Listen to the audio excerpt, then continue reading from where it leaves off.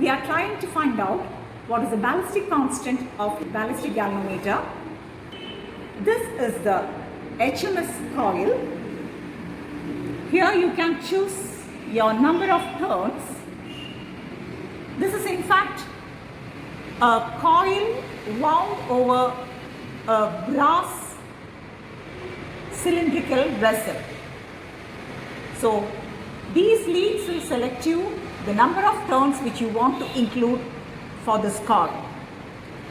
This is in fact a magnetic piece. The structure of magnet is as shown in the figure. A central rod of north pole is surrounded by a cylindrical south pole.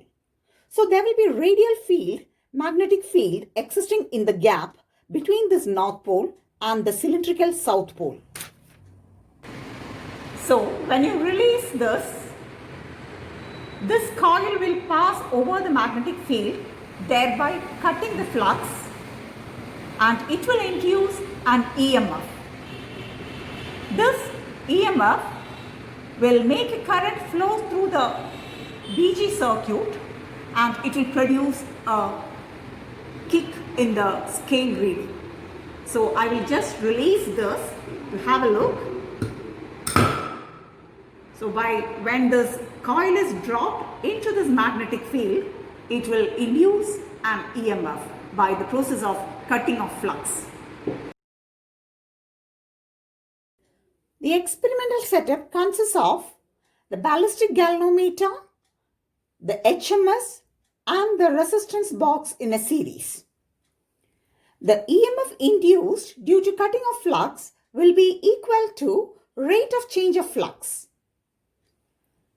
That is, EMF is equal to N phi by T. Here, N is the number of turns of the coil and phi is the flux linked with each turn. The current due to this EMF would be V by R, that is N phi by RT, or rearranging IT is equal to N phi by R.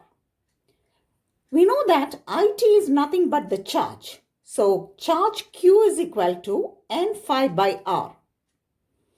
In this experiment, suppose our resistance in the resistance box is R1 and then the corresponding charge produced is Q1. We can write Q1 is equal to N phi by R plus G, where G is the galvanometer resistance, so that R1 plus G is the total resistance.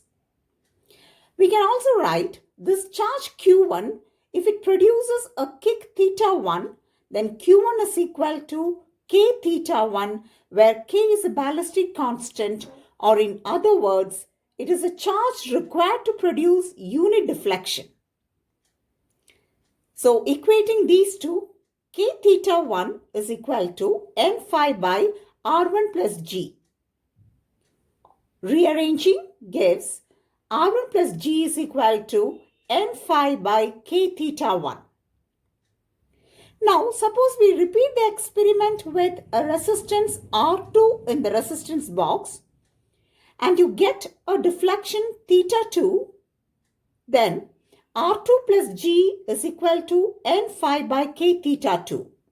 On rearranging, you can evaluate K as N phi by R1 minus R2 into theta 2 minus theta 1 by theta 1 theta 2.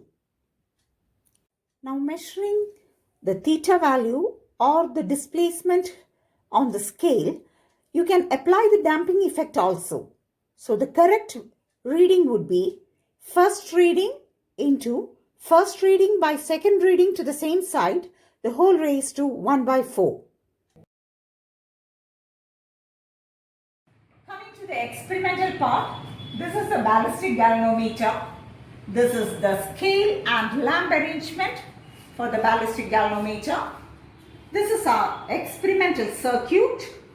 It consists of HMS coil, commutator, the connection to the BG, and this is the resistance box. So we will introduce a high resistance, say 4000 or 5000, as per the requirement of the coil. Then we will keep the commutator in one direction so that the current will flow to the BG. Now we can check the key so that current will flow to the BG. This HMS coil is in the raised position. Now I will release it. Then you will be able to observe a kick in the BG. So initially it is adjusted to be at the reading 0. Now I will release this HMS and instantly you have to observe the kick on the scale. Reading goes to 12, that is theta 1, then it goes right, and now it goes left, and this will be your theta 3 and it is 5. So you have got a first kick theta 1 to the left, then to the right, and theta 3 is a kick coming next to that to the left. So you got theta 1 and theta 3. Now we will repeat the experiment by reversing the direction of current to the BG.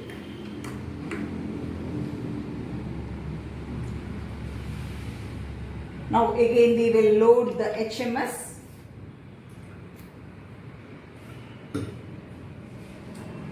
Take the BG key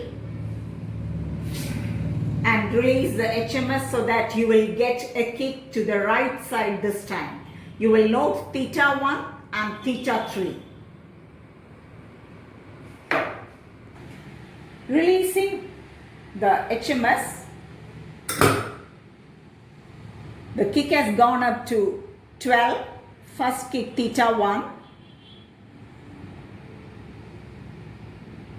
and it has gone to 5, that is theta 3. So first set of reading is over. Now I'll introduce the key back to the BG connection so that the BG is safe. Then I will change my resistance from 5000 to 6000. Then repeat the same experiment by keeping the commutator to the right side and then to the left side. Doing the same experiment by loading the HMS and noting down theta 1 and theta 3.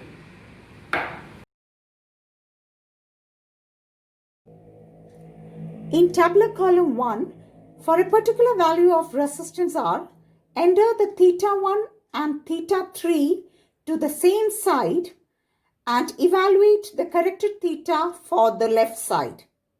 Now reverse the direction of current to the BG using commutator and take your theta 1 and theta 3 here and find out the correct theta to the right side. Then calculate the mean theta. This can be repeated for various values of R. From the entries in the first tabular column, we can construct a second tabular column. Here you enter the resistance value R, R1, and its deflection theta 1. Then any other resistance value R2 and its corresponding deflection theta 2 from the first tabular column. Then calculate your K. You may repeat this calculation by choosing any random combinations of R1 and R2 and the corresponding theta 1 and theta 2 from the tabular column 1. The final value of ballistic constant would be the average of these readings, and the order of the result would be few microcoulombs per centimeter. Thank you.